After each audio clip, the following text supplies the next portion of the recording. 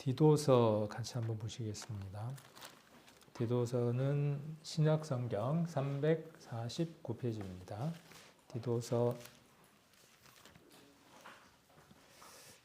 2장 11절로 15절까지 말씀 천천히 한번 읽도록 하겠습니다. 모든 사람에게 구원을 주시는 하나님의 은혜가 나타나 우리를 양육하시되 경건치 않은 것과 이 세상 정욕을 다 버리고 근신함과 의로움과 경건함으로 이 세상에 살고 복스러운 소망과 우리의 크신 하나님 구주 예수 그리스도의 영광이 나타나심을 기다리게 하셨으니 그가 우리를 대신하여 자신을 주심은 모든 불법에서 우리를 구속하시고 우리를 깨끗게 하사 선한 일에 열심하는 친백성이 되게 하려 하십니다. 너는 이것을 말하고 권면하며 모든 권위로 책망하여 누구에게든지 업신여김을 받지 말라. 아멘. 오늘은 이 본문에 나와 있는 은혜가 우리에게 어떤 일들을 하는가 하는 부분에 대한 내용들을 좀 함께 나눠보려고 합니다. 이미 제목에 그 내용을 전달해 드리고 있습니다. 은혜가 뭘까요? 지금 이 디도서 2장 11절로 15절에서 이야기하고 있는 은혜가 무엇일까요? 항상 답은 나와 있습니다. 저를 쳐다보지 않아도 성경 본문 속에 답이 기록이 되어 있습니다. 어떤 은혜를 말하는 걸까요? 은혜도 뭐 종류가 되게 많잖아요. 우리가 교회 안에서의 은혜와 세상에서의 은혜는 다르겠죠. 근데 우리는 말씀 속에서 은혜를 이야기를 하는 겁니다. 여기에서 은혜는 어디에 나와 있는 것이냐 하면 14절에 나와 있는 은혜죠. 우리를 대신하여 자신을 주심은 모든 불법에서 우리를 구속하시고 우리를 깨끗게 하신 그 일, 이것이 은혜이죠. 그러니까 이 은혜가 나타났다라고 이야기를 하고 있고, 그리고 이 은혜가 나타나서 지난번 우리 전도 집회 때도 이야기했지만 그 은혜에 대해서 우리가 어떤 반응을 하죠. 어떤 반응을 합니까? 어떤 사람들은 에이 뭐 그런 헛소리를 하고 있어 하는 반응도 있고, 어떤 사람 와 세상에 하나님께서 나를 위해서 인간의 모습으로 오셨다고? 어떻게 그런 일이? 오 너무나 감사하네 라는 반응이 있을 수 있겠죠. 전자는 불신이고 후자는 믿음이죠. 그래서 은혜에 대한 믿음이라고 하는 그 반응이 무엇을 가져오느냐 하면 구원이라고 하는 것을 가져오죠. 그래서 믿음으로 말미암아 우리가 구원을 얻는 것이고, 그 믿음의 내용은 무엇이냐 하면 오늘 14절에 있는 것이 믿음의 내용입니다. 이렇게 구원을 받은 사람은 그 구원이 종착지나 마지막 지점이 아니라 비로소 그때부터 출발한다는 점이죠. 오늘 이 본문 속에서도 그 내용을 잘 전달해 주고 있습니다. 은혜가 나타났습니다. 이미 나타났지만 인류 역사상 2000년 전에 나타난 사건이지만 이제서야 내가 안 것이죠. 과거의 사건을, 역사 속에 있었던 그 사건을 내가 객관적으로 알게 된 것이죠. 그래서 은혜는 나타났고 복음이라고 하는 것을 우리에게 나타났고, 그리고 그 은혜는 나타난 것에서 머무는 것이 아니라 우리를 양육한다고 되어 있습니다. 여기 양육이라고 하는 말을 저는 여기에서 훈련이라고 이야기를 했고요. 이 말보다 좀 더 적극적이고 좋은 단어는 뭐냐 하면 훈습입니다. 기억하시나요? 훈련, 양육, 훈련, 훈습. 훈습이라는 말은 좀 더 우리 그 체질에 배이게 하는 단어입니다. 훈련과 습관이 되게 하는 거죠. 훈련이 돼서 습관이 되면 나도 모르게 반응하는 거죠. 우리 탁구 선수들, 배드민턴 선수들 보면 저거 어떻게 사람이 저렇게 받는단 말이야? 이렇게 뒤로 섰는데 공을 받기도 하고 가랭이 사이로 공을 받기도 하죠. 그건 수없는 훈련 가운데에서 습관화됐기 때문이죠. 우리의 신앙 안에 이것이 필요하다는 것이죠. 세상 사람들의 열심과 우리의 그 훈습은 차이점이 있습니다. 그 중심에 무엇이 있느냐 하면 은혜라고 하는 그 중심의 내용이 있습니다. 그리고 은혜는 우리로 하여금 소망 가운데 살아가게 합니다. 기다리게 합니다.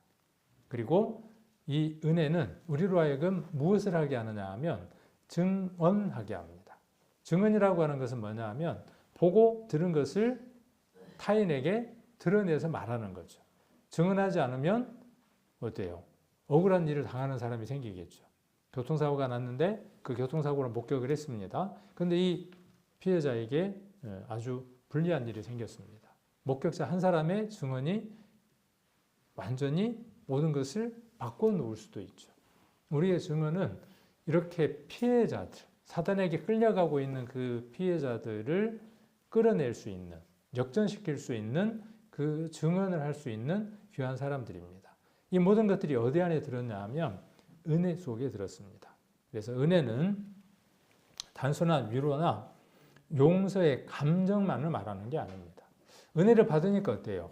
너무 기분이 좋죠. 은혜를 받으니까 너무 감사하죠. 은혜를 받으니까 막 구름 위로 뛰어가는 것 같죠. 그런 어떤 감정이나 또는 위로를 받는 그런 마음의 어떤 그 감정적인 상태를 말하는 것이 아니라는 것이죠. 은혜는 이미 역사 속에서 나타났고 팩트라는 것입니다. 역사 속에 나타났고 지금 우리를 훈련하고 있습니다. 그래서 교회에 오는 것은요. 동일한 시간, 동일한 공간 속에서 우리가 같은 훈련, 훈습을 하는 기간입니다. 이것을 지금 디도서에서는 양육이라고 하는 단어로 이야기를 하고 있습니다. 그러니까 양육이라는 말은 어떤 게 전제된 거죠? 양육은 생명이 있음이 전제된 겁니다. 양육은 무엇이 전제된 거냐 하면 아버지와 아들의 관계. 그 관계가 전제된 것이 양육입니다. 탄생이 있어야 하고, 그러니까 생명이 태어나야 하고 그 생명에 자람이라고 하는 것이 전제되는 것이 양육입니다. 그러니까 교회도 탄생했고 예수 그리스도로 말미암아 탄생했고 교회도 양육되어지고 성장하는 과정이고 그 교회, 우리 교회, 이 건물도 교회이고 우리도 교회이죠. 성전이라는 말과 교회라는 말은 우리가 동일하게 쓸 수 있는데 거룩한 하나님의 집. 우리는 하나님의 집입니다. 성전입니다. 그래서 우리 성전은 계속 훈련받고 성장하는 겁니다. 어디까지 성장할 수 있을까요? 어디까지 성장하는 게 목적입니까? 자, 청년, 아동, 어디까지 목적일까요? 청년, 아동, 장성한 자, 어디까지? 장성한 자죠. 장성한 자는 독립적으로 어떤 일들을 할 수 있고 타인을 도울 수 있는 단계까지 가는 거죠. 자, 그리고 거기서 끝나는 것이 아니라 장차 올 영광을 기다리고 교회로 하여금 담대히 복음을 전하게 합니다. 오늘 이 내용들을 조금 하나씩 정리하면서 살펴보도록 하겠습니다. 지난번에 전도집회 때 한번 보여드렸던 슬라이드입니다. 양육과 확장입니다. 우리가 양육되어야만 하나님 나라는 확장되어집니다. 우리가 양육되지 못하면 하나님 나라는 제한되어집니다. 하나님은 제한되어지는 분이 아닌데 우리의 삶들이 그의 능력을 더 드러내지 못하는 삶으로 만듭니다. 그래서 하나님의 은혜 그러면 생각이 나죠. 뭐가 하나님의 은혜인가? 하나님의 은혜. 그 하나님의 은혜는 경건을 향한 내면의 훈련입니다. 먼저 어디가 훈련되어지느냐 하면 우리의 내면이 훈련되는 거죠. 내면. 그래서 참된 양육은 자연스럽게 어디로 이어지느냐 하면 외면으로 이어집니다. 종교는 바깥으로부터 속을 바꾸려고 하는 거죠. 그런데 신앙, 믿음이라고 하는 것은 어떤 것이냐 하면 속에 은혜가 가득 채워짐으로 말미암아 그의 말과 그의 삶이 변화되어지는 과정들을 말하는 것이 믿음, 신앙의 모습입니다. 그래서 디도서는 이 내용을 너무나 잘 이야기를 해주고 있습니다. 그래서 참된 양육은 자연스럽게 어디로 이어지느냐 하면 복음을 전하는 것으로 이어집니다. 이 두 가지, 그러니까 양육과 전도는 왕의 백성이라고 하는 흔들림 없는 정체성 안에서의 완성입니다. 지금 정체성이라는 말 많이 듣죠. 설교 시간에. 정체성. 도대체 너의 정체가 뭐냐? 정체를 밝혀라. 할 때 그 정체입니다. 그렇죠. 세상에서 우리의 정체가 무엇인지 분명하게 밝혀야 되겠죠. 그러려면 우리의 말과 삶이 우리가 누구인가를 분명하게 드러내는 삶을 살아야겠죠. 그 중심에 무엇이 있다고 지금 디도서는 말하는 거죠. 그 중심에 오늘 제가 물을 때 답을 은혜라고 답하면 다 맞습니다. 거의 답이 은혜입니다. 은혜입니다. 메타노이아입니다. 우리가 지금 남목시를 하고 있는데 그 남목시는 4개가 계속 반복됩니다. 첫 번째가 로기스모이, 두 번째가 네프시스, 세 번째가 헤시키야, 네 번째가 메타노이아입니다. 우리가 궁극적으로 원하는 것은 무엇이냐 하면 메타노이아입니다. 메타노이아는 회개라는 뜻을 갖고 있지만 그것보다 더 큰 의미가 있다고 이야기를 했죠. 마음이 돌아서는 겁니다. 생각이 돌아서고 마음이 돌아서면 어떻게 되느냐 하면 그 사람의 행동이 달라집니다. 그러니까 생각과 마음은 무엇과 연관이 되느냐 하면 행동과 그 사람의 삶과 직결됩니다. 그래서 우리 안에 무엇이 가득하느냐는 것에 따라서 우리의 마음 안에 무엇이 가득 채워져 있느냐는 것에 따라서 우리의 삶의 결과는 달라집니다. 그래서 무엇으로 채울 것이냐는 거예요. 이 부분을 이야기하다가 지금 어디까지 왔냐 하면은 지금 디도서까지 온 겁니다. 디도서까지 온 이유를 알아야 됩니다. 왜 디도서를 보고 있는지. 우리 안에 은혜로 가득 채워야 하는 거예요. 은혜를 가득 채우려면 어떻게 해야 될까요?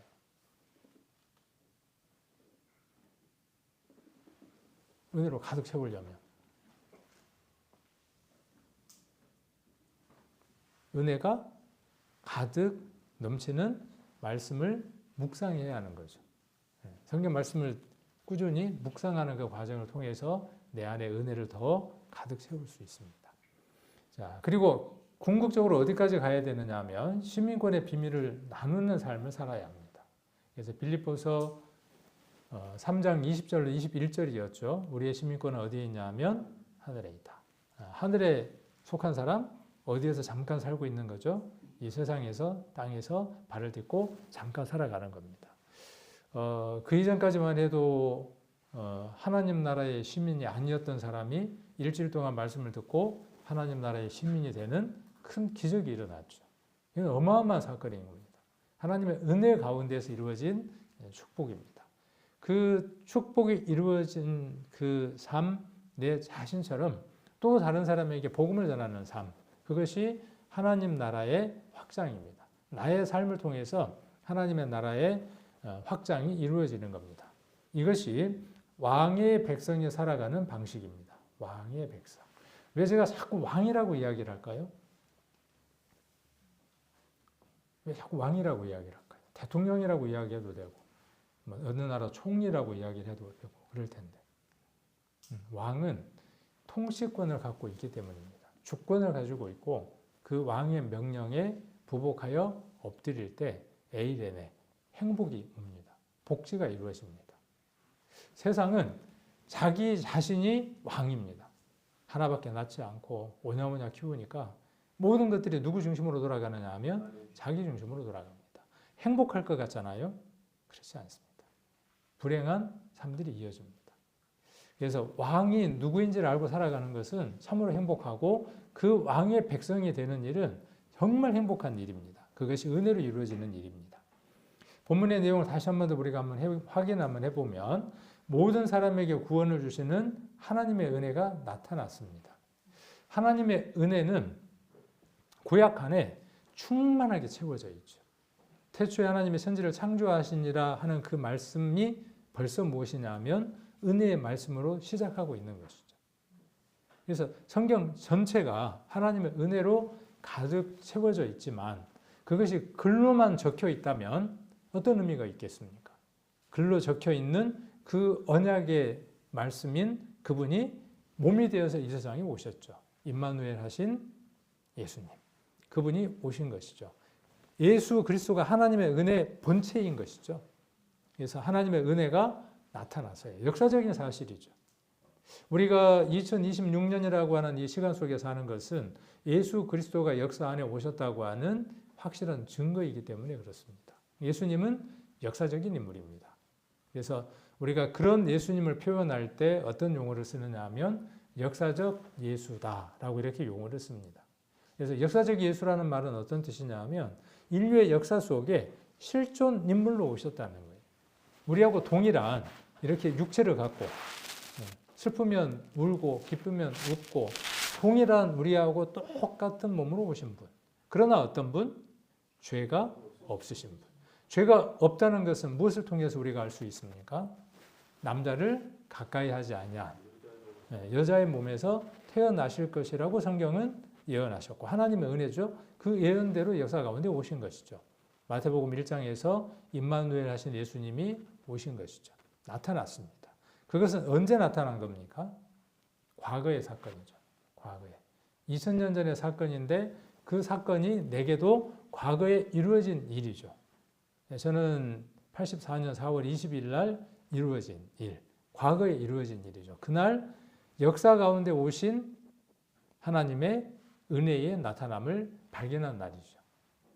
여러분들에게도 그 날이 있을 겁니다. 자, 그렇게 과거에 나타난 은혜이고, 그 다음, 우리를 양육하시되 복스러운 소망과 점점점 이렇게 돼 있죠. 현재 훈련하시는 은혜입니다. 우리를 어떻게 하신다고요? 양육하신다고요. 우리 파이리온 그 옛날에 그 애들 찬양하는 그 단체가 있었죠. 그 파이디오라는 말이 뭔 말이냐 하면 양육하다 그런 뜻입니다. 이 말은 아버지가 그 아들하고 격없이 지내는 거예요. 우리 박정도 집사님이 하음이하고 어떠냐 하면 머리를 갖다가 막 때려도 지난번에 머리를 때려도 갖다 대주고 뭐 잘하면 수염도 뽑을 때까지 대주고 있잖아요. 그렇게 어떻게 해주는 거냐 하면 친근하게 가까이 해주는 겁니다. 누구께서 그렇게 하느냐? 여기 지금 주체가 누구이죠? 우리를 양육하시는 주체가 누구라고 지금 디도서는 이야기를 하고 있습니까? 우리를 양육하는 주체가 누구다? 아까 제가 답을 은혜라고 이야기하면 된다 그랬잖아요.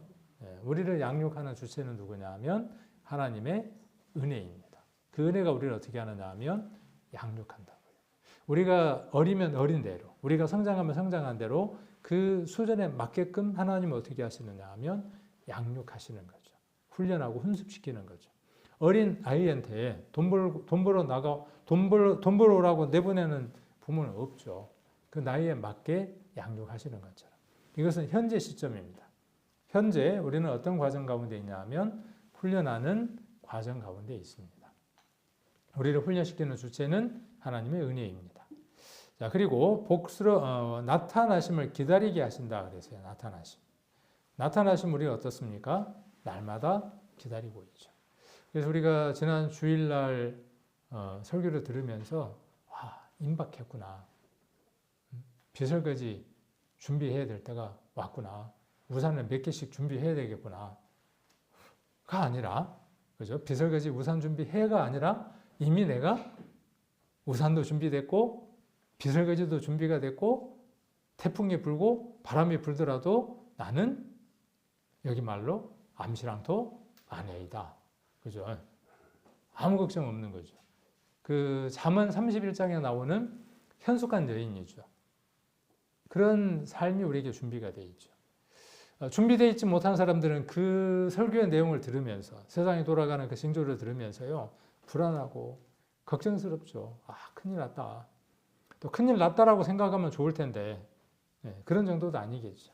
그러나 우리는 그 얘기를 들으면서 우리의 마음이 파도처럼 파다가 일렁이는 것이 아니라 잔잔해지면서 내가 해야 할 일이 무엇인지를 다시 한 번 더 확인하는 시간들이 되죠. 나타나심을 기다린다고 하는 것의 자세, 종말을 기다린다는 사람의 진정한 자세의 모습은 무엇이냐 하면 지금 그 삶들 가운데에서 복음을 전하는 일들에 충성되이 사는 사람들의 모습이죠.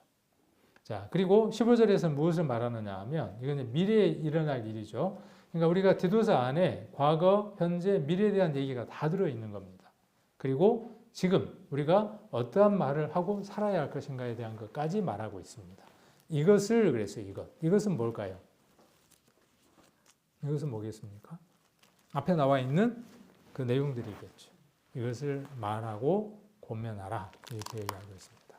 그래서 우리에게 무엇이 부여되어 있다는 거죠? 사명이 부여되어 있다는 거죠. 사명이 이 디도에게만 사명이 있을까요? 우리에게도 사명이 있을까요? 디도도 동일하게 하나님의 은혜를 깨달았고 그 그 은혜의 나타나심을 보았고 우리도 동일하게 무엇을 보았냐 하면 바울이 보았던 그 예수님, 디도가 보았던 예수님, 믿음의 선전들이 보았던 그 예수님을 우리가 동일하게 보았고 그들이 동일하게 복음을 전하는 그 사역을 맡았던 것처럼 우리도 동일하게 그 사역이라는 말은 이를 좀 더 한문으로 바꿔서 말하는 거죠. 그 사역을 맡은 사람, 맡은 것을 가리켜서 우리가 사명이라고 이야기를 합니다. 그래서 각인들이 다 사명을 갖고 있는 겁니다. 지난번에 우리 유태육 집사님하고 유정 자매님이 이제 이곳에 계시다가 짐을 정리하고 가셨잖아요. 이루 말할 수 없는 그 허전함이 있으셨던 것 같아요. 그래서 참 저도 많이 서운하기도 하고 또 아쉬움이 있기도 하고 물론 다시 또 만날 수도 있지만은 또 오시면 되니까. 그런데 어떤 그 장소 하나가 있다가 그 장소가 없어진다는 것이 우리에게는 되게 그 아쉬움들이 있더라고요.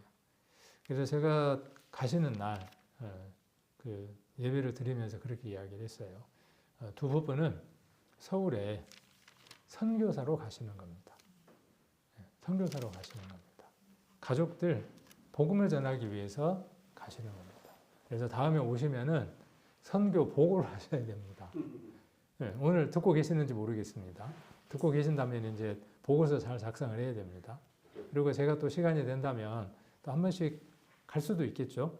거기 가서 이제 뭐 하겠습니까? 예배를 같이 드릴 수 있겠죠. 가족들하고도 예배 드릴 수 있고. 우리가 선교라고 하는 것은 너무 거창하고 크게 생각하는데 그렇지 않다는 것이죠. 내가 지금 처해 있는 그 장소가 선교지이죠. 이제 구원받은 사람에게는 내 남편이, 내 자녀가 선교의 대상이고 내 가족이 선교지인 겁니다. 그래서 그 사명을 지금 뭐라고 말하고 있느냐 하면 이것을 말하고 권면해야 할 사람이 누구라고 말하고 있냐 하면 우리라고 말하고 있습니다. 그래서 이렇게 네 차원의 은혜에 대해서 은혜가 일하는 네 가지 차원을 말하고 있습니다. 디도서에서는. 그래서 첫 번째가 아까 나타난 은혜를 이야기를 하고 있고 우리는 언젠가인지는 모르지만 주님이 강림, 파루시아라고 이야기를 합니다. 헬라 말로 파루시아라고 이야기하는데 파루시아라는 말은 어떤 말이냐 하면 왕이나 장군이 전쟁을 하러 갈 거 아닙니까? 그 당시에 로마 시대에. 그러면 가서 점령을 하고 돌아오겠죠. 돌아올 때 어떻게 했습니까? 개선 장군이 되는 거죠. 승리하고 돌아올 때 어마어마한 겁니다. 막 개선 나팔을 불어대고요. 꽹과를 치고 막 온 동네가 난리가 나는 겁니다. 누가 온다는 거죠? 개선 장군이 온다는 겁니다. 똑같습니다. 예수님이 다시 오실 때 장면도 어떻습니까? 그러니까 바울은 어려운 얘기로 성경을 쓴 게 아니라 그 시대에 그 사람들이 충분히 이해할 수 있는 언어로 쓴 겁니다. 그러나 지금 우리들에게는 어때요? 지나간 역사이고 지나간 단어이다 보니까 뭐가 필요한 거죠? 연구가 필요한 거죠. 시대적인 것도 필요하고 언어적인 게 필요한 거죠. 그 시대 사람들에게는 너무 쉬운 말이었어요.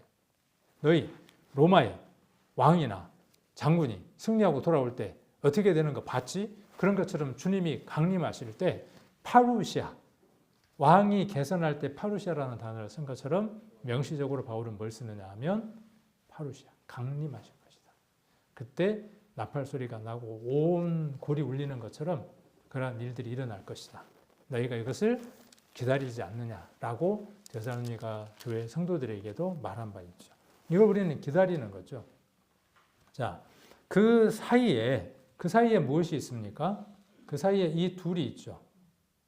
지난번에 제가 여기를 신학적인 용어로 뭐라고 말씀을 드렸냐 하면 이미라고 말씀을 드렸고 그리고 여기를 신학적인 용어로 뭐라고 말씀을 드렸냐 하면 아직이라고 말씀을 드렸습니다. 구원받은 성도는 이미 이루어진 구원 속에서 아직 이루어지지 않는 구원을 바라보며 살아가는 겁니다. 구원은 끝난 거 아니야? 맞습니다. 구원은 하나님 편에서의 모든 구원은 완벽하게 다 끝나 있지만 시간 속에서 살아가는 우리들에게는 이루어져야 할 구원들이 있습니다. 두렵고 떨림으로 너희 구원을 이루라고 하는 우리 삶의 구원이 있고 또 로마서에 기록되어 있는 것처럼 이 몸이 불갑을 썩지 않는 몸으로 바뀌는 그 구원이 남겨져 있습니다. 그래서 우리는 어디를 향해서 가고 있냐 하면 이 아직이라는 지점을 향해서 가고 있는데 이 부분을 성경에서는 교회 시대라고 이야기하기도 합니다. 이게 교회 시대입니다. 지금 우리는 어느 시대에 살고 있느냐 하면 교회라고 하는 이 시대 가운데 살아갑니다. 이방인의 때에 살아가고 있습니다. 긴장 가운데 살아가고 있습니다. 언제 주님 오실런지 깨어서 기다려야 하는 마태복음 25장이라든가 여러 성경에서 이야기하는 깨어있음, 준비해야 하는 그 시기에 우리는 있습니다. 그래서 우리는 훈련이 필요합니다. 무엇으로 훈련받는 겁니까? 은혜로, 하나님의 은혜로 훈련받는 것이 필요하다는 거예요. 그래서 예배에 참석하는 것, 그 다음에 우리가 복음을 전하는 것, 이 모든 것들은 다 어느 과정들이냐 하면 그런 과정들 가운데 있습니다. 그래서 수요일, 그 다음에 또 구역 모임, 또 주일 예배, 우리가 시간을 정했잖아요. 주일은 10시 20분, 10시 40분이라고 생각하시는 분은 10시 40분에 오실 거고, 10시 20분이라고 생각하시는 분은 20분에 오실 거고, 10시라고 생각하시는 분은 10시에 오실 것이고, 저는 7시라고 생각하니까 7시에 옵니다. 그러니까 그렇게 훈련되어지는 거죠. 그리고 그 날을 내가 소중한 날로, 우리가 매일의 시간 속에서 하나님을 만나지만 순간순간 속에서 내 안에 있는 그 하나님을 만나는 시간들을 갖지만 이제는 우리 성도들 안에 있는 주님, 또 하나님께서 나눠주신 그 은혜들을 서로 나누기 위해서 우리는 어떻게 하느냐 하면 이 시간들 속에 오는 겁니다. 같은 시간 속에 같은 공간 안에 모이는 겁니다. 이건 그 어떤 것하고도 바꿀 수 없는 소중한 시간입니다. 하나님하고의 선약입니다. 이전에는 우리가 선약이 있으면 결혼식을 먼저 가고 내 할 일들을 먼저 했지만 이제는 하나님 안에서 하나님의 자녀가 된 사람들은 선약 하나가 생겼어요. 이게 뭐냐 하면 하나님을 만나는 시간, 특히 성도와 함께 예배를 드리는 그 시간들을 우리가 약속되었다라고 미리 시간들을 나누어 놓는 거죠. 우리가 하나님 앞에 드리는 헌물도 마찬가지잖아요. 내가 쓸 것들을 다 쓰고 난 다음에 드리는 것이 아니라 내 안에 이미 준비된 것들을 감사함으로 드리는 것처럼. 그래서 헌물도 그렇고 시간도 그렇고 우리가 이렇게 드리는 훈련들을 해 나가는 겁니다. 자, 어디에 그 능력이 있습니까? 자, 어디에 능력이 있어요? 우리가 열심히 해야 되겠다고 하는 다짐 가지고 될까요? 작심삼일이면 무너집니다. 그건 어디에 가능하냐 하면 하나님의 은혜 안에서 가능합니다. 그분의 능력은 어떤 능력입니까? 내게 능력을 주시는 분, 내게 능력을 주시는 그분, 하나님의 은혜는 어떤 능력이에요? 무엇이든지 할 수 있는 능력. 또 무엇이든지 그러니까 오해하시면 안 됩니다. 하나님이 허락하신 것 속에서의 무엇이든지. 자, 그리고 그 속에서 우리는 뭘 하는 겁니까? 이방인의 충만한 수가 채워지면 세상은 끝나는 겁니다. 이 파루시아라고 하는 그 종말이 오는 겁니다. 그러니까 진정 종말을 기다리는 사람은 적금을 깨는 사람이 아니고 진정 종말을 기다리는 사람은 모든 일들을 그치는 사람이 아니라 진정 종말을 기다리는 사람들은 어떤 사람들이냐 하면 대언하는 겁니다. 복음을 전하는 겁니다. 이방인의 충만한 수 몇 명인지는 모르지만 그 마지막 수가 나를 통해서 채워진다면 그것은 종말을 진정 바르게 준비하는 사람이죠. 은혜는 관념이 아니라 역사 속에 나타난 하나님의 구원을 말합니다. 그래서 막연한 사상이나 감정이 아니라 위로나 마음의 평안을 말하는 게 아닙니다. 구원, 깨달으면 된다, 알면 된다라고 이야기를 하는데 한 면으로는 맞지만 한 면으로 틀리다고 이번 집회에서 말씀을 드렸습니다. 깨닫는다는 말과 안다는 말이 어디에 중심을 두고 있느냐는 것에 따라서 맞을 수도 있고 틀릴 수도 있다고요. 그래서 그것이 다분히 감정만으로 그치는 것이다 그러면 복음과 상관이 없습니다.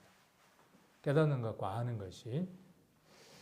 자, 그리고 역사 속에 개입한 구원입니다. 역사 속으로 무엇이 들어왔느냐 하면 하나님께서 실제 역사 속에 오셔서 행한 구원의 일이 무엇이냐 하면 은혜라고 하는 것이라고. 이거 참 표현을 잘 해놨죠. 인류 역사 한 가운데 어떻게 한 겁니까? 확 하고 찍혀서 들어온 것이죠. 그 은혜가 우리 안에 세상 속에 들어오고 우리 안에 들어온 겁니다.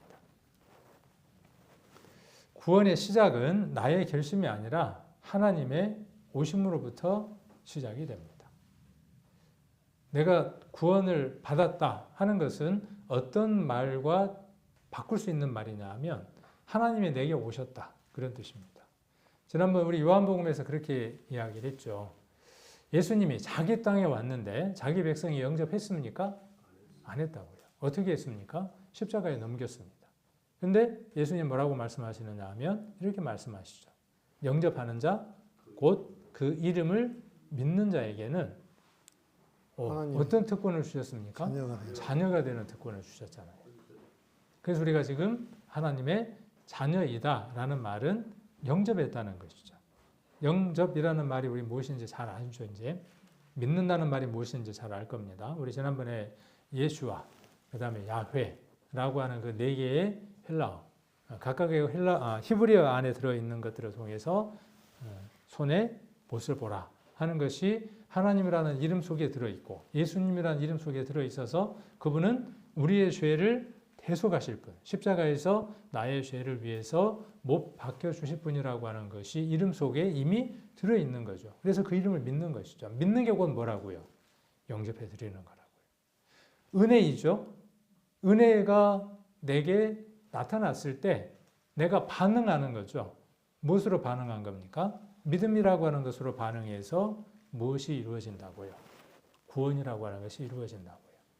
그래서 구원이라고 하는 것은 하나님이 내게 오심을 수용해 드리는 거죠. 아멘. 감사합니다. 라고 받아들이는 거죠. 우리가 하나님을 먼저 찾은 것이 아니라 하나님께서 먼저 은혜로 찾아오셨습니다. 신앙의 출발점은 내 열심이 아니라 하나님의 은혜 안에입니다. 구약에서는 항상 어떤 일들이 있으면 어디로 돌아가느냐 하면 상수리 나무 아래로 돌아가고, 그렇죠? 항상 돌아가죠. 쌓았던 그곳으로 돌아갑니다. 우리도 마찬가지입니다. 우리의 시작점은 어디입니까? 십자가이고, 우리가 다시 돌아가야 할 곳도 어디고? 십자가이고, 우리가 십자가로부터 점점 멀어지면 멀어질수록 우리는 고달픕니다. 하나님은 우리를 십자가로 더 가까이 끌어가시기 위해 하나님이 원하시는 은혜의 수단을 사용하십니다. 때로는 그것이 물질적인 손해일 수도 있고 때로는 시간의 손해일 수도 있고 내가 상상하기 어려운 일들로 하나님은 어떻게 하시느냐 하면 하나님이 정말 우리를 어떻게 하시니까 하나님의 은혜로 우리를 양육하시니까 그렇게 끌어가신다고요. 교회에서 등을 갈다가 그 높지도 않는 데서 넘어져가지고 떨어져가지고 발 뒤꿈치가 깨져가지고 병원에 입원을 했습니다. 저는 그게 뭐라고 생각하느냐 하면 하나님의 무한하신 은혜라고 생각합니다. 탁 떨어져서 발 뒤꿈치가 쪼개져서 이렇게 만져보니까 튀어나왔어요. 발 뒤꿈치가 깨져가지고. 근데 그 순간은 내가 뭘 지금 잘못했는데, 그렇죠? 뭐 교회 우리 성도들을 대신해서 등을 갈겠다고 그걸 하고 있는데, 그런데 시간이 지나서 보니 내가 하나님으로부터 멀어져 있는 것도 많이 떠오르게 되고 양육하시는 거죠, 그렇게. 그러면 항상 우리에게 그런 손해로 하나님을 양육하시냐? 그렇지 않다는 거예요. 엄청난 기쁜 것들로 우리 안에 충만하게 우리에게 상상치 못했던 기쁜 것들로 우리에게 또 양육하시죠. 그럴 때 우리가 또 교만하죠. 이스라엘이 그랬던 것처럼. 그런 일들을 우리에게 반복하시는 것들을 봅니다. 요한 1서 4장 19절에는 이렇게 기록되어 있죠. 이 말씀과 좀 유사한 말씀이 우리가 먼저 하나님을 사랑한 것이 아니라 하나님이 먼저 우리를 사랑해 주셨다. 이렇게 말씀하고 계시죠.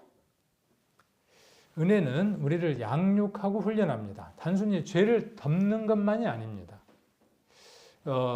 하나님의 자녀이면 죄에 대해서 더 이상 걱정할 필요가 있어요, 없어요? 죄에 대해서 이제 졸업해야 될 나이가 된 겁니다. 죄에 대해서 계속 끊임없이 생각하게 하는 것은 누구의 전문적인 일이냐 하면 우리 최 집사님이 자주 말씀하시는 것처럼 마씨가 하는 일이죠. 송사를 하는 겁니다. 너 그래갖고 네가 구원받았다고? 너 하는 것 한번 봐봐. 꼬라지 한번 봐봐. 부모한테 하는 거라든지 네가 하고 있는 모든 것들 한번 봐봐. 네가 그러고도 구원받았단 말이야? 그렇죠. 내가 구원을 받을 리가 없죠. 내가 내 삶으로 구원을 이룰 리가 없죠. 그런데 메타노이아, 복음은 뭐라고 이야기를 합니까? 그래, 그렇게 네가 할 수 없는 일이니까 하나님이 해 놓으셨다고 기록하고 있잖아. 그렇게 우리에게 분명하게 이야기를 하죠. 그래서 단순히 죄를 덮는 것의 문제는 아니라는 거죠. 여기에서 벗어나야 합니다.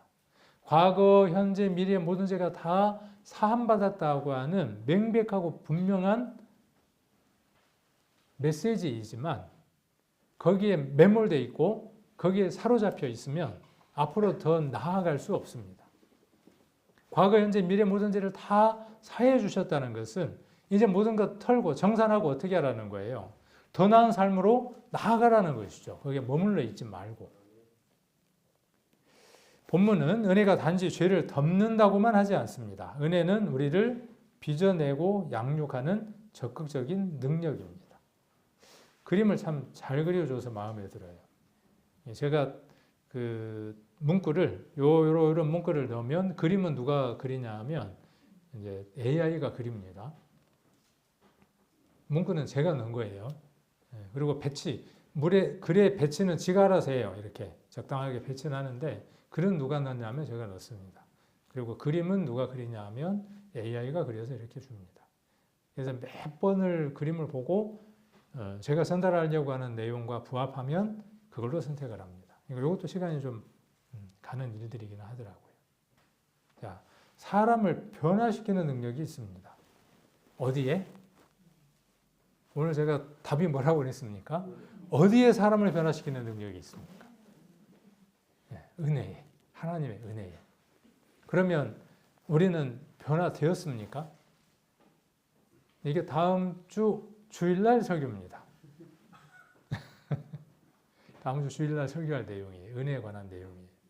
은혜가 우리 안에 그렇게 충만하면 우리는 지금 어떻게 되어져 있어야 합니까? 그 은혜만큼 변화되어 있어야 하죠. 자, 여기 보면 이 스컬플링 발음이 제가 안 좋습니다. 트레이닝이라는 말을 우리가 잘 쓰는데 운동이죠. 요거는 스컬플링. 스컬플링이라는 말은 조각하다 그런 뜻도 된대요. 예술가가 그래서 요 그림을 제가 잘 그렸다 그러는 거예요. 조각가가 조각을 해내는 거죠. 조각을 할 때 필요 없는 건 깎아내야 되고 필요한 건 어떻게 해야 돼요? 깎아내면 돼요, 안 돼요? 안 되죠. 그대로 둬야 되죠. 살릴 건 살리고 죽일 건 죽이는 거죠. 그걸 뭐라고 이야기하느냐 하면 스컬플링이라고 이야기를 합니다. 뭐라 그러죠? 이렇게 바디빌딩 하는 사람들, 몸 하는 사람들, 이렇게 막 이렇게 하는 사람들 있잖아요. 요거 하는 사람들도 뭘 하느냐 하면 뺄 건 빼야 돼요. 그 다음에 뭐 해야 되죠? 살릴 건 살려야 돼요. 그걸 뭐라고 이야기하느냐 하면 스컬플링이라고 이야기를 합니다. 그래서 이게 뭐라고 이야기해야 될까요? 조각이라고 하면 이야기를 할 수 있습니다. 그래서 운동하는 사람은 근육의 모양을 다듬는 것. 그 다음에 피부하는 사람들은 뭐 하는 거냐 하면 윤곽 잡기 이런 거죠. 그리고 예술하는 사람들은 조각하는 겁니다. 자, 이럴 수 있는 능력. 그러니까 우리는 하나의 작품이 되어져 가는 과정인 거죠. 누구의 작품입니까? 하나님이 빚으시는 작품이 되는 거죠. 정과 끌은 누가 들었습니까? 내가 들었습니까? 간혹 내가 들고 누구를 때리느냐 하면 자기를 때리면 괜찮을 텐데 이거 쓰잘데기 없는 거 있네 그러고 그럼 정으로 탁탁탁 쫓아내면 될 텐데 들고 누구를 쫓기 시작합니까? 다른 사람을 대고 어떻게 해요? 때리니까 그 사람이 뭐라 그러겠어요? 네 거나 깎든지 말든지. 교회도 그렇습니다. 교회 안에 이런 갈등들이 만연해지는 이유는 무엇 때문이냐 하면 율법이 먼저이기 때문에 그렇습니다. 우리 안에 은혜가 먼저이면 누구를 바라보게 되느냐 하면 자신을 바라보게 됩니다. 내 자신의 모습을 바라보게 되고 그 모습까지도 품어주시고 용서해 주시는 은혜를 발견하게 됩니다.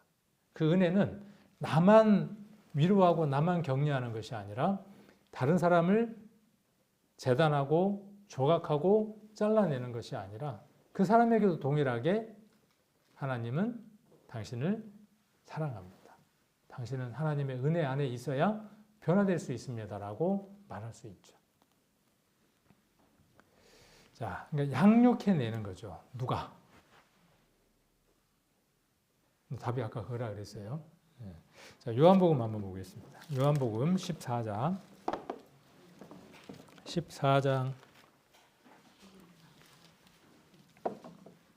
16절입니다. 요한복음 14장 16절. 내가 아버지께 구하겠으니 그가 또 다른 보혜사를 너희에게 주사 영원토록 너희와 함께 있게 하시리니. 이 다른이라는 말은 지난번에 남장년 모임 때도 한번 그 교제를 했었는데 오늘 이야기하려면 좀 시간이 길어지겠죠.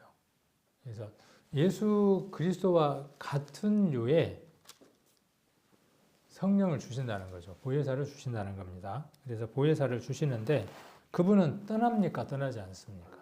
여기 뭐라고 되어 있냐면 영원토록 너희와 함께 있습니다. 임마누엘이 뭡니까? 하나님이 우리와 함께 하십니다. 그 말을 한번 바꿔보세요. 그 말을 바꿔서 넣으면 여기 그대로 들어오는 거죠. 영원토록 너희와 함께 있다예요.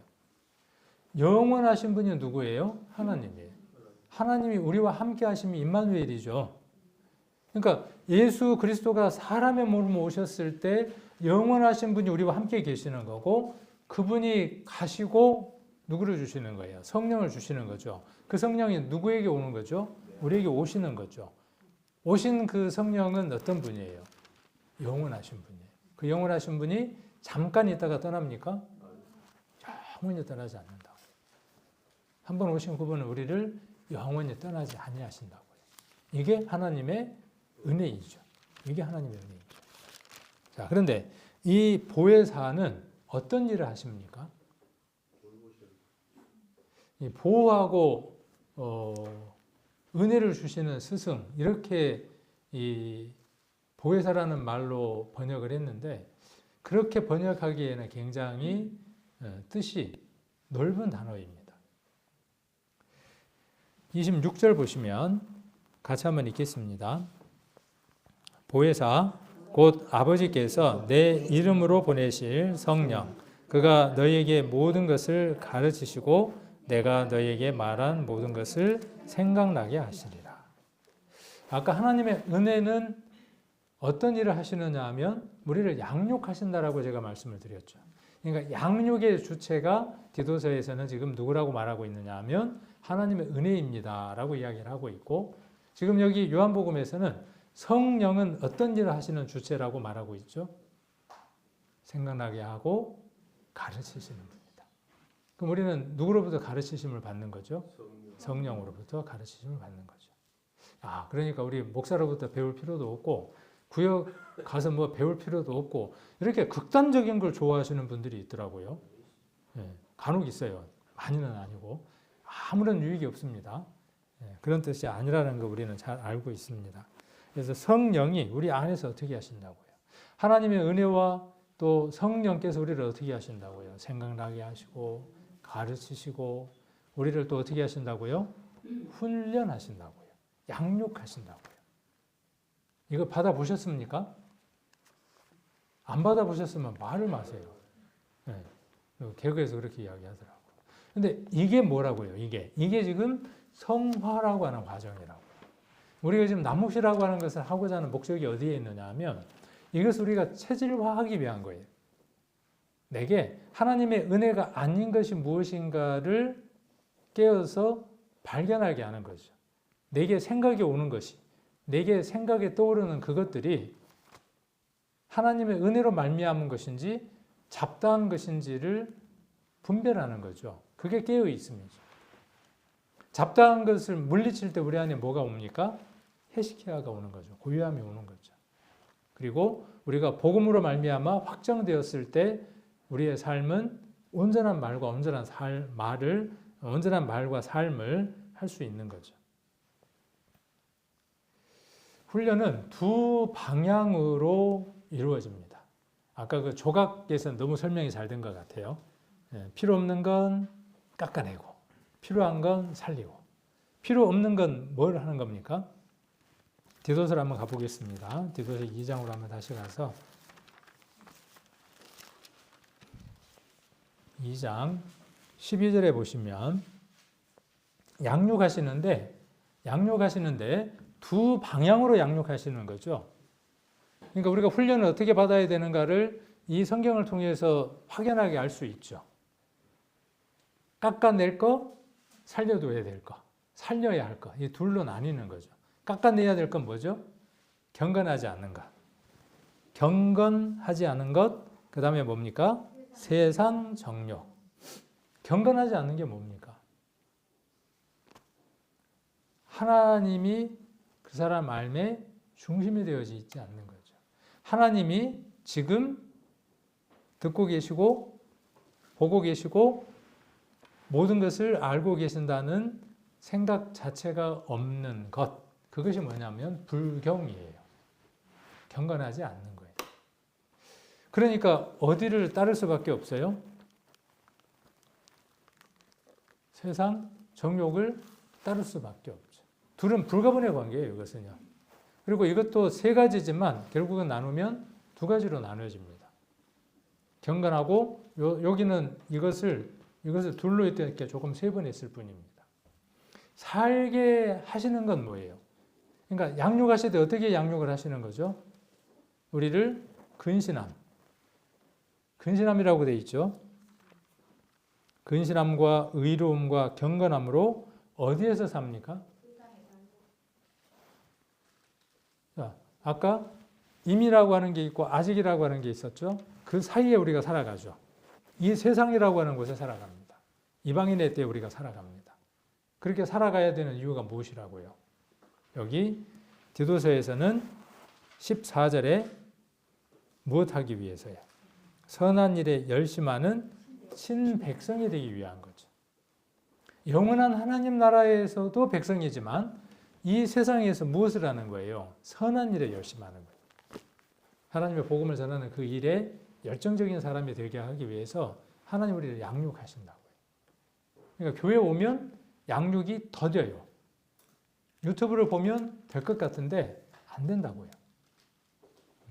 같은 시간, 같은 공간 안에 있어야 된다고요. 시간만 같아서 안 되고, 시간만 같아서는 안 되고, 공간도 같아야 한다고요. 그러니까 구역 모임도 어떻게 해야 합니까? 내가 사모해야 돼.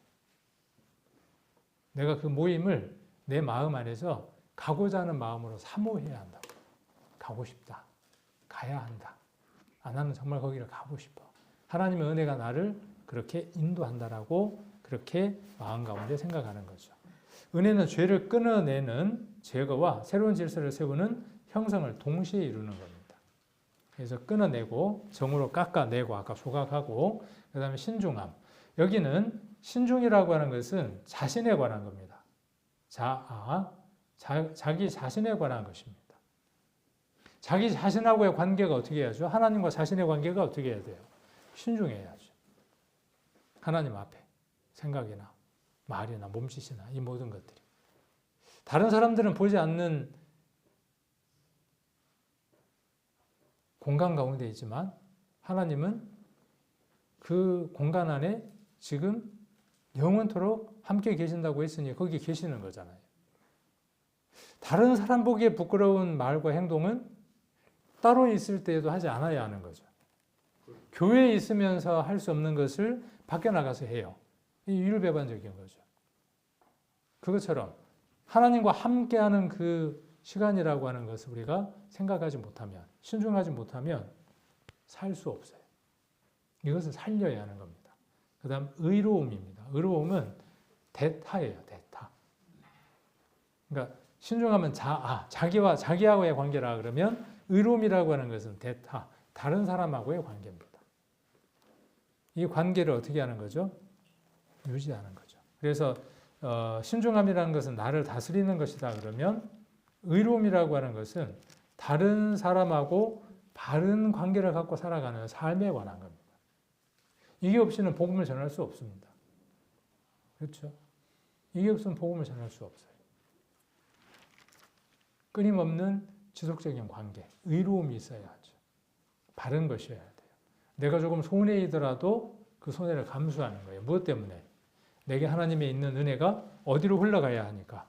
그 사람에게 흘러가야 하니까. 경건함이라는 것은 하나님 앞에 사는 삶에 관한 것이죠. 그러니까 이렇게가 관계가 있는 거고요. 그렇죠? 이렇게가 관계 있는 것이고 이렇게가 관계가 있고 그렇죠. 그래서 깎아내고 살리고 그래야 입체감이 생기겠죠. 조각상이 멋있는 조각상이 되겠죠. 은혜는 행동만이 아니라 생각의 방향까지 훈련시킵니다. 생각의 방향이 훈련이 안 되면요. 행동이 바뀌지 않습니다.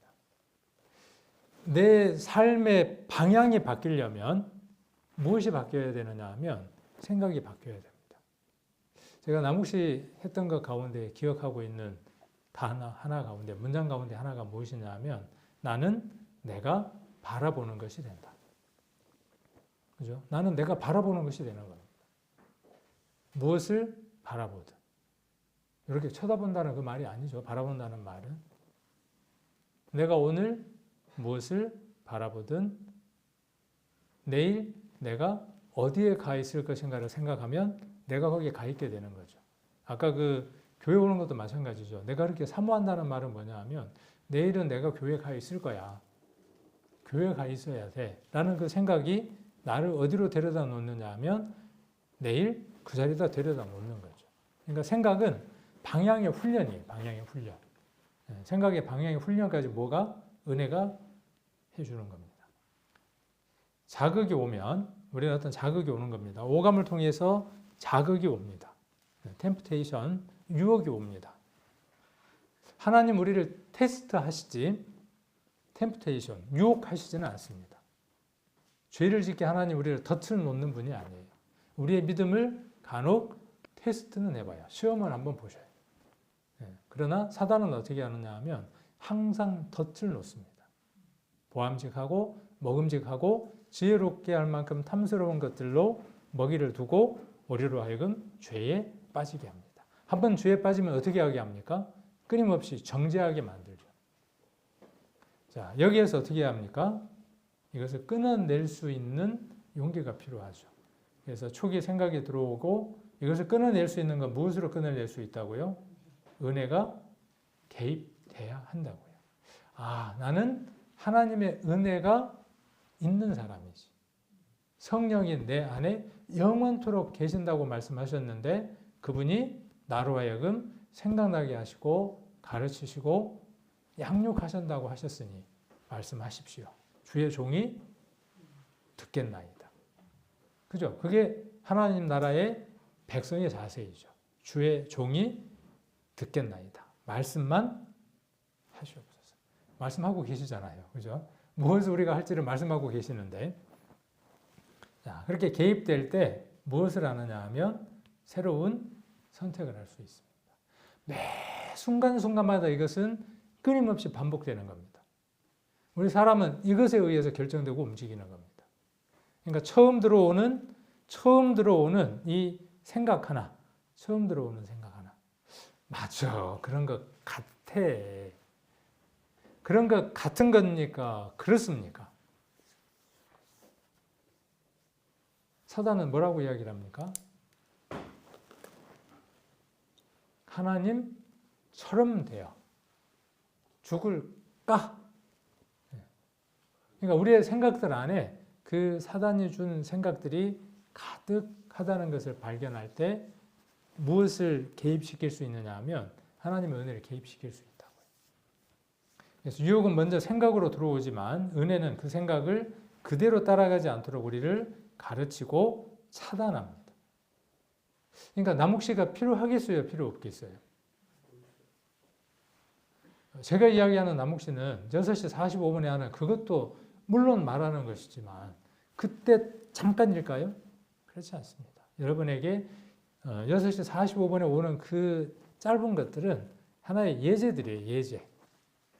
그리고 그것들이 점점 모여져서 나를 자유롭게 그것이 배드민턴 치는 사람이 순간적으로 이렇게 될 수 있을 만큼 어디로 해도 공을 받을 수 있을 만큼 훈습이 필요한 겁니다. 지난번에 남욱씨의 4개의 용어를 한번 정리를 해드렸죠. 그래도 잊어버릴 것 같아서 저도 잊어버리더라고요. 우리나라 말이 아니고 영어도 아니고 뭐 우리나라 말도 아니고 그러니 잊어버리는 게 정상입니다. 저도 그 운동하면서 어떤 단어들을 계속 되뇌이면서 외우거든요. 근데 끝나자마자 앉자마자 다 잊어버려요. 했는데 잊어버려요. 쉽지 않는 일이죠. 로기스모이라고 하는 것, 그 다음에 네프시스, 헤시키야, 메타노이아 이렇게 읽을 때는 잘 되는데 근데 따로 읽으려고 그러면 잘 안 돼요. 물어보면 잘 안 되고 그래서 이렇게 바꿔놓으라고 제가 말씀을 드렸습니다. 로기스모이는 헛된 생각, 네프시스는 깨어있음, 헤시키야는 깊은 고요, 메타노이아는 마음 돌림 이렇게 기억을 해 두시라고 말씀을 드렸습니다. 이거 다 이렇게 기억 안 해도 괜찮아요. 대충 네 단계가 있는데 내가 어디쯤 머무르고 있구나. 이게 지금 어떤 상태구나 라는 것만 우리가 감지를 해도 반은 성공한 겁니다. 주님, 이 생각을 따르지 않겠습니다 라는 선언을 매 순간마다 할 수 있다면, 그죠? 이 생각을 따르면 어떻게 되어지는 거죠? 많은 예전의 왕들의 갔던 길을 따라가는 것처럼 우리도 그 길을 따라가는 거죠. 불순종의 길을 따라가는 거죠. 우상을 숭배하는 것처럼. 은혜의 훈련은 거창한 결심보다 이 작은 순종의 고백에서 시작이 됩니다. 분노 앞에서, 정욕 앞에서, 두려움과 비교의식 앞에서 이 한 문장이 필요합니다. 저 사람 나보다 뭘 잘하는 것 같은데 막 열등감도 생기네. 그럴 때 그 생각을 따라가지 않겠다라고 선언하는 거죠. 나는 하나님 앞에 특별한 존재라는 거죠. 저 사람은 저 사람대로 뭘 갖고 있고 하나님이 주신 특별함이 있고 나는 내게 다른 사람이 갖고 있지 않는 특별함이 내게 있어요. 그 사람은 나의 이 특별함을 보면서 어때요? 부러워하거든요. 다만 내가 모를 뿐이지. 다 그렇게 살아갑니다. 은혜는 현재만이 아니라 장차 나타날 영광을 또한 기다리게 합니다. 과거에 나타난 은혜가 장차 날 영광을 기다리며 살아갑니다. 우리는 현재 여기에 서 있습니다. 성도는 현재의 형편만 보고 사는 사람이 아니라 이미 나타난 은혜를 단단히 붙들고 은혜를 확 붙들고 앞으로 다가올 영광을 바라보며 살아가는 존재입니다. 오늘 쥐고 있는 이것이 하나님 앞에 얼마나 큰 것인가를 바라보며 살아가는 거죠. 어떤 것들은 그 일들을 위해서 내려놓고 드려졌을 때 썩지 않는 것으로 돌려받는다는 것을 알게 되죠. 물질도 시간도 모든 것들이 그 일들을 위해서 드려졌을 때에 영원한 하나님 나라에서 썩지 않는 것으로 돌려받는다는 것을 확신을 갖게 되죠. 그래서 장차 나타날 이 영광을 준비하며 살아가는 겁니다. 우리가 훈련받고 기다릴 수 있는 유일한 근거가 뭡니까? 훈련, 탁구 선수, 배드민턴 선수, 축구 선수, 모든 선수들 훈련 그러면 운동선수가 떠오르잖아요. 그들이 왜 그것을 참고 견딥니까? 모든 사람이 달려가지만 1등은 한 명밖에 없지만 그 1등이 될 거라고 어떻게 하는 겁니까? 그렇게 수많은 날을 소쩍새가 우는 것처럼 우리 이효모 집사님 사회 볼 때 그랬잖아요. 그렇게 훈련하는 이유가 어디에 있는 거예요? 그리스도께서 우리를 위해서 자신을 주셨다는 은혜가 있기 때문에 그렇죠. 거기에서 우리는 훈련하고 또 기다림을 이어가는 겁니다. 이 모든 것은 우리의 의지력이 아니라 그래서 내게 능력이 어디에서 나오는 거예요? 내게 능력이 어디에서 나오느냐 하면 능력을 주시는 그분에게서 나오는 거죠. 그러니까 내 능력이 아니라 누구의 능력이에요? 그렇죠. 능력을 주시는 분의 것이죠. 그러면 못할 게 있을까요? 그분의 능력은 전도가 안 돼. 오늘 안 되면 어떻게 하면 돼요? 내일 안 되면 모레 언젠가는 너는 반드시 되고야 마라. 하나님은 그렇게 말씀을 하셨어. 이게 복음으로 가득 채워진 사람의 생각입니다. 그리스도께서 우리를 위해 자신을 주시어 우리를 깨끗게 하게 하시고 자기 백성으로 삼으셨기 때문입니다. 교회는 이 은혜를 말하고 권면해야 합니다. 말하고 권면해야 한다고요. 2장 15절에 보시면 이것을 말하고 권면하고 그랬어요. 말하고 권면해. 말하는 건 뭐고 권면하는 건 뭘까요? 말하는 건 말하는 거고 뭐 권면하는 거 권면하는 거예요. 그 원어를 보면 말은 칼레오라고 되어 있고요. 부르는 거예요. 말은 부르는 겁니다. 이리 와. 이리 와. 초청하는 거죠. 그죠? 우리 전도 집회가 있으면 어떻게 합니까? 전도지 나눠주면서 와봐. 네. 아니면 밥 사주면서 뭐라 그래요? 와봐. 이게 뭐냐면 칼레오입니다. 권면은 무엇이냐 하면 칼레오. 아까 칼레오고 파라죠. 파라라는 말은 무슨 뜻이냐 하면 물건을 판다 그런 말이 아니고 파라라는 말이 나오면 곁에 그런 뜻이에요. 그러니까 곁에서 이제 뭐 하는 거죠? 부르고 있는 거죠. 그래서 하나님이, 칼레오는 하나님이 우리를 은혜의 자리로 부르신다. 그런 뜻이에요. 그러니까 이것을 말하는 건 뭘 말하라는 거예요? 하나님의 은혜가 나를 구원하는 것처럼 하나님이 당신을 부르고 있습니다라고 말하라는 거예요. 그게 누구의 역할이라고요? 저와 여러분의 역할이라고요. 말하는 겁니다. 권면이라는 건 뭐냐 하면 부르심을 받고 왔죠? 그 온 사람이 이제 어떻게 하는 겁니까? 그곳에 항상 머물러 있는 겁니다. 머물러 있도록 하는 겁니다. 그래서 부르신 자를 곁에서 붙들고 끝까지 걷게 하는 것이 뭐냐 하면 파라칼레오예요. 권면이에요. 그러니까 권면은 대상이 누구일 가능성이 많을까요? 구원받은 성도일 가능성이 많겠네요.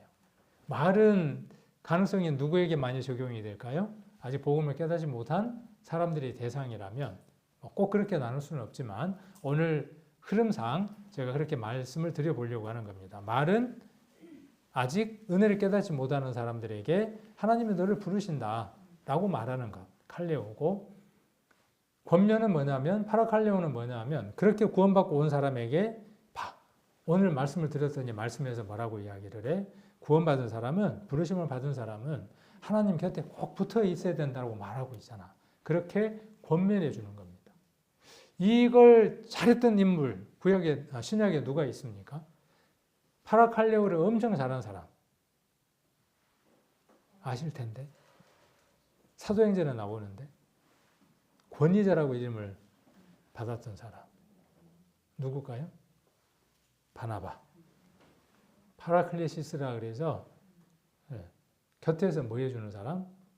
얘기도 잘 들어주고 커피도 잘 사주고 밥도 잘 사주고 안마도 잘해주고 그러면서 뭐 하는 거예요? 속닥속닥, 야, 하나님이 너를 얼마나 사랑하시는지 알아? 그렇게 이야기해 주는 사람. 바나바의 별명이 권위자였습니다. 힘있게 이렇게 막 외친다 그런 말이 아니라 권면하고 위로해 준다 그런 뜻입니다. 성령의 헬라어는 뭐라고 이야기를 할까요? 파라? 똑같습니다. 파라, 곁에 있는 거예요. 파라클레토스예요. 곁에서 어떻게 해주시느냐 하면 친절하게 늘 말해주시는 분이에요. 우리가 귀담아 듣지 못해서 그래요. 너무나 일이 번잡해서 소란스러워서 그래요. 그래서 뭐가 필요하냐면 헤시키야가 필요한 겁니다. 조용하고 정적인 상태가 될 때 그 파라클레토스의 음성을 더 확실하고 친밀하게 들을 수 있어요. 그래서 세 단어, 칼레오, 파라칼레오, 파라클레토스 다 같은 어원입니다. 곁에서 뭐 해주는 거죠? 위로해주고 격려해주고 하는 거죠. 보혜사를, 성령을 그렇게 말하고 있는 것은 아주 재밌는 장면이기도 합니다. 세상의 언어는 참지 않아도 된다는 거예요. 내 욕망을 따르라고 이야기를 하고 내 감정이 전부다. 네가 지구의 중심이다 라고 말하는 거고, 교회의 언어는 그 생각을 꼭 따르지 않아도 된다는 거예요. 자유가 생겼어요. 이전에는 묶여갖고 그 생각을 종돼서 따라갔지만 지금은 어떻게 할 수 있다고요? 이제 거절할 수 있다고요. 자유가 생겼다고요. 어디에 나옵니까? 그 내용이? 로마서에 나옵니다. 자유가 생겼습니다. 은혜가 당신을 어떻게 합니까? 새롭게 합니다. 새롭게 하는 걸 느끼며 살아가시려면 남욱 씨부터 깊이 한번 해보십시오. 그리고 습관 한번 해보십시오. 우리는 서로에게 끊임없이 은혜의 언어를 들려주어야 합니다.